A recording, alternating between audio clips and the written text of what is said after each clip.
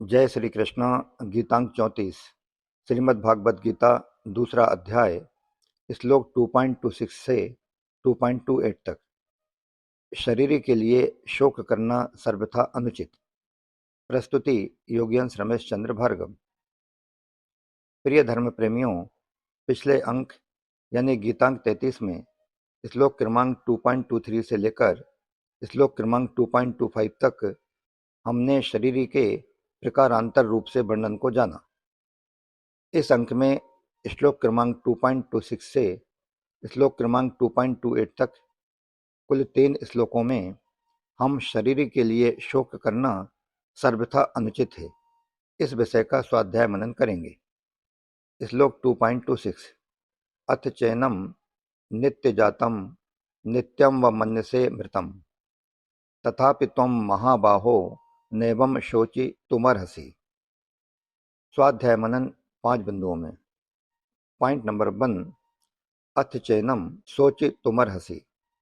भगवान यहाँ पक्षांतर में अथ च और मन्य से इन पदों को देकर अर्जुन से कहते हैं, यद्यपि सच्ची और सिद्धांत की बात तो यही है कि देही किसी भी काल में जन्मने मरने वाला नहीं है, तथापि अगर तू सिद्धांत से बिल्कुल विरुद्ध बात मान भी ले कि देही नित्य जन्मने वाला और नित्य मरने वाला है, तो भी तुझे शोक नहीं होना चाहिए।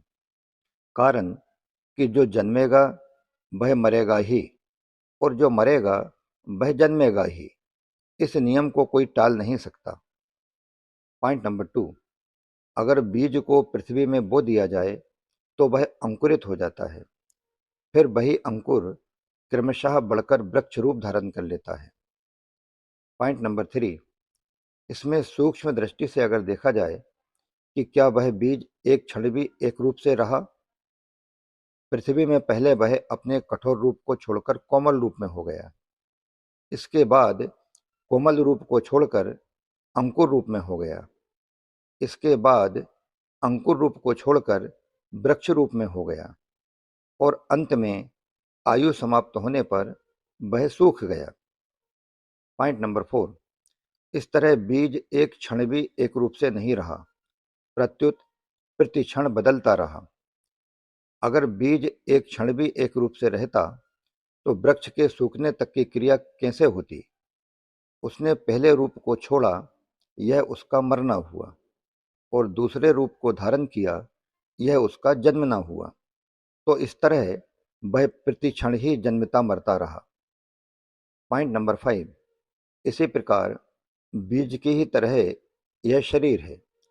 सूक्ष्म रूप से वीर्य रज के साथ मिला, फिर बढ़ते बढ़ते गर्भस्थ शिशु के रूप में हो गया और फिर जन्म गया।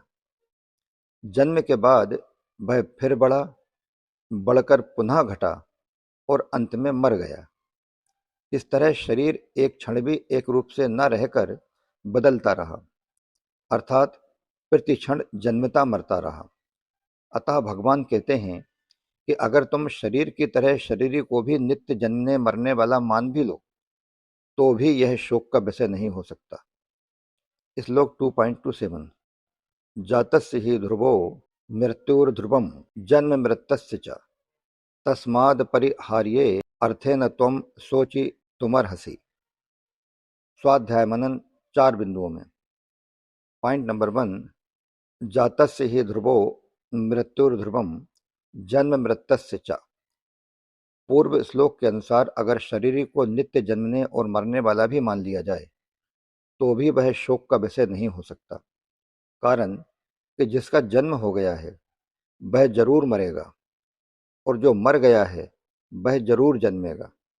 पॉइंट नंबर 2, तस्माद् परिहार्ये अर्थेन त्वं शोचि तुमर्हसि।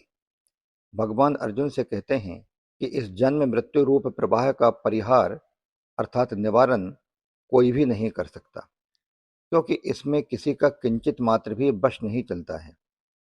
यह जन्म मृत्यु रूप प्रवाह तो अनादिकाल से चला आ रहा है और अनंत काल तक चलता रहेगा।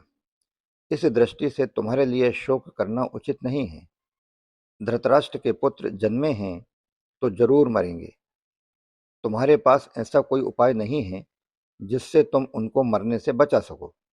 जो मर जाएंगे वे पुनः जन्मेंगे, तुम उन्हें जन्मने से भी नहीं रोक सकते। तो फिर शोक किस बात का? इसीलिए कहा गया है कि शोक उसी का कीजिए जो अनहोनी होए, और अनहोनी होती नहीं, होनी है सो होए। पॉइंट नंबर 3, जैसे इस बात को सब जानते हैं कि सूर्य का उदय हुआ है तो उसका अस्त होगा ही, और अस्त होगा तो फिर से उसका उदय होगा ही। तो जिस प्रकार मनुष्यगण सूर्य के अस्त होने पर शोक चिंता नहीं करते हैं, उसी प्रकार हे अर्जुन, अगर तुम ऐसा मानते हो कि शरीर के खत्म होने के साथ ही ये भीष्म, द्रोण आदि सभी मर जाएंगे, तो फिर तुम्हें यह भी समझ लेना चाहिए कि शरीर के साथ ही ये फिर से जन्म भी जाएंगे। अतः इस दृष्टि से भी शोक करने का कोई औचित्य नहीं है। पॉइंट नंबर 4, भगवान ने 26वें और 27वें इन दो श्लोकों में जो बात कही है, उससे उनका तात्पर्य है कि संसार की तमाम चीजें प्रति क्षण परिवर्तनशील होने से वे पहले रूप को छोड़कर दूसरे रूप को धारण करती रहती हैं, जिसमें पहले रूप के छोड़ने को मरना व दूसरे रूप के धारण करने को जन्मना कहा जाता है। इस प्रकार जो जन्मता है उसकी मृत्यु होती है, और जिसकी मृत्यु होती है वह फिर जन्मता है। यह प्रवाह तो हरदम चलता ही रहता है।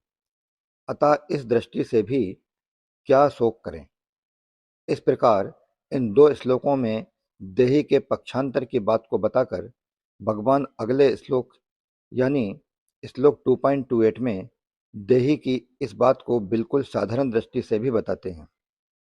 श्लोक 2.28, अव्यक्तादीनि भूतानि व्यक्तम ध्यानि भारत, अव्यक्त निधिनान्येव तत्र का परिदेवना। स्वाध्याय मनन 5 बिंदुओं में। पॉइंट नंबर 1, अव्यक्तादीनि भूतानि, देखने, सुनने और समझने में आने वाले जितने भी प्राणी, शरीर आदि हैं, वे सबके सब जन्म से पहले अप्रकट थे, अर्थात दिखते नहीं थे। पॉइंट नंबर 2, अव्यक्त निधानान्येव, और ये सभी प्राणी मरने के बाद फिर अप्रकट हो जाएंगे, अर्थात इनका नाश होने पर ये सभी नहीं में चले जाएंगे, दिखेंगे नहीं। पॉइंट नंबर 3, व्यक्तम ध्यान, अर्थात जन्म के बाद और मृत्यु के पहले, इस बीच के काल में ये सभी प्राणी प्रकट रूप में दिखाई देते हैं, लेकिन जिस प्रकार सोने से पहले भी स्वप्न नहीं था और जगने पर भी स्वप्न नहीं रहा, ऐसे ही इन प्राणियों के शरीरों का पहले भी अभाव था, पीछे भी अभाव रहेगा, और बीच के काल में भाव रूप से दिखते हुए भी वास्तव में इनका प्रतिक्षण अभाव ही हो रहा है। पॉइंट नंबर 4, तत्र का परिदेवना, अर्थात जो आदि और अंत में नहीं होता वह बीच में भी नहीं होता है। यह सिद्धांत है। सभी प्राणियों के शरीर पहले नहीं थे और पीछे नहीं रहेंगे, अतः वास्तव में वे बीच में भी नहीं हैं, परंतु यह शरीर ही पहले भी था और बाद में भी रहेगा, अतः बीच में भी उसका अस्तित्व रहता ही रहता है। पुनः निष्कर्ष यही निकला कि शरीरों का सदा अभाव होता है और शरीरी का कभी भी अभाव नहीं होता है, इसलिए इन दोनों के लिए शोक नहीं हो सकता। लास्ट वन, पॉइंट नंबर 5, इस प्रकार भगवान ने अलग अलग तमाम दृष्टिकोणों से समझाया कि शरीरी के लिए शोक करना सर्वथा अनुचित है। इसके साथ ही गीतांक 34 यहीं समाप्त होता है। इसके बाद भगवान शरीर की अलौकिकता का वर्णन करते हैं, जिसका स्वाध्याय मनन हम अगले अंक यानी गीतांक 35 में करेंगे। जय श्री कृष्णा। योगेंद्र रमेश चंद्र भार्गव।